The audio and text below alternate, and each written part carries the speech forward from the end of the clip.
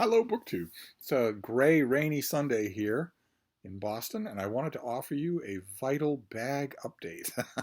It's the ongoing bag saga on this channel that has managed to garner the weirdest possible fans. Some of you actually like this subject. Uh, to give you a quick update, yesterday I came into possession of a new bag. A new old bag. It was free. It was this thing. This big leather thing here. Uh, and I brought it back and I showed it to you and I talked about it. I didn't look at it at all until I looked at it on camera. So we were examining it at the same time. And we saw a whole bunch of positives here. This thing has a briefcase handle that is rock solid. That is not going to pull off. It has straps that are rock solid and that are anchored all the way down along the whole frame of the bag to distribute the weight. Wonderful, fantastic stuff. But, and also it has this weird feature that I showed you yesterday. Here, let's get this in the right lighting. It has a zippered compartment on the inside of the bag, the side that's going to be pressed against your body. It has this zippered compartment where you can put things. And the zippered compartment is part of a leather strap that has no bottom, that just is loose from the side of the bag. And that confused me at first. A number of you pointed out that that is probably to drape it across a luggage carriage for business travelers. That makes perfect sense to me. That is meant to be draped over something. It's meant so that you can. I was thinking it was to make the bag more expandable, but it's actually so that you don't have to drape the whole bag on the handle here, so that you can drape it across one of those big carrying case handles that if you're wheeling something along the ground. That makes perfect sense. So that's probably what this is for. We noticed all of that. And I liked a lot of that. The externals of this bag, I liked a lot. One little detail that escaped my attention when I was looking yesterday, this thing has these buckles the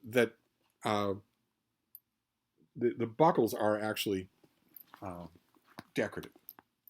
The thing that actually latches is this metal thing here that goes right in there like that.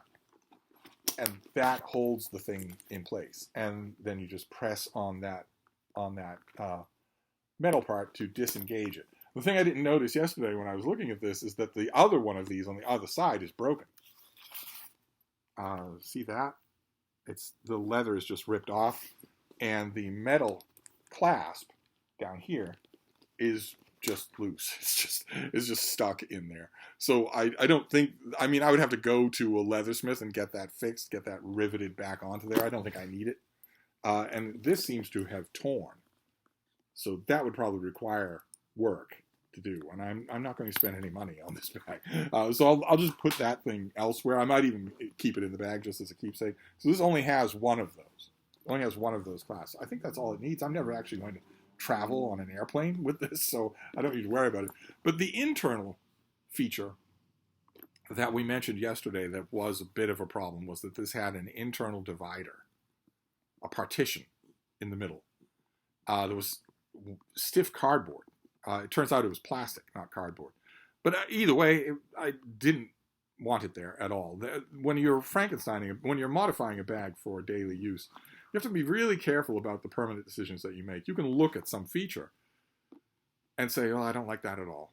But you have to really think about it before you destroy it because you can't put it back. And I do give a lot of thought to stuff like that, far too much thought, I'm sure some of you would say. But when it comes to internal partition like that, there was no hesitation on my mind at all. That had to go. I'm going to use this. I'm going to stuff it full of books. So that partition had to go. And it went. I got rid of it. So it's not there anymore. And I traced it down the side. I had to cut it out. There was no way to remove the stitching. I had to just cut it out with scissors, going all the way down the side there, taking care of the thick plastic that was in it and also the cloth lining. And now that's gone. And I did a test run on this thing of stuffing it full of hardcover books, and oh my god, it is incredibly capacious. You can't always tell that, even when you look at the size of it, you can't always tell that. But this thing is incredibly capacious. Now, that test was done, at a standing start. It was done in the comfort of my own living room with no pants on. It's not the same thing as a field test out and about where I'm stuffing books in the bag on the fly out in the world. It's close. it gives me an indication. I think this is going to be a marvel for how many books it can swallow and carry whole. I'm thinking that it is going to be. But I'm not going to be able to test that until next week, till this coming week. But I wanted to give you this update and tell you all about that. So we had a defective strap on this. We have a successful removal of the interior partition. That is now gone. This is just one gigantic open space. And the only other reservation I had on this thing is that the strap, the shoulder strap, I really like how solidly it's attached to the bag, but it doesn't really extend much. I extended it as far as it would go with these things on either side, all the way to the end. Once you get to the nub of the sewn material, the part that's sewed double there, then you can't expand it anymore. Can't lengthen the strap anymore. I don't like my strap, I don't like my bag to be directly under my elbow. I like it to be riding on my hip with my, so that my arm and my elbow can rest on the top of it. And I don't think this is quite going to get there. So my one other concern, I'll figure it out before I field test it, or maybe after. Maybe I'll see if the field test, if I can actually live with it the way it is. My one other concern here is that I'm going to have to replace the shoulder strap, which is latched on, so it'll be easy to replace. I have plenty of these things. It's just that this one sort of goes with the bag. It's kind of nice. I kind of like it, but if it's not tall enough, the whole key to a Frankenstein bag like this that you get for free is that you don't put up with anything you don't like. That's the whole key, is that you've got to like, for me anyway, for a daily shoulder bag or an errands shoulder bag, there can't be any friction. And I don't mean just in stuff that isn't functional. I mean stuff that I don't like. There can't be anything like that. So I will see. If the shoulder strap isn't long enough, I have plenty of things to choose from and just swap it out.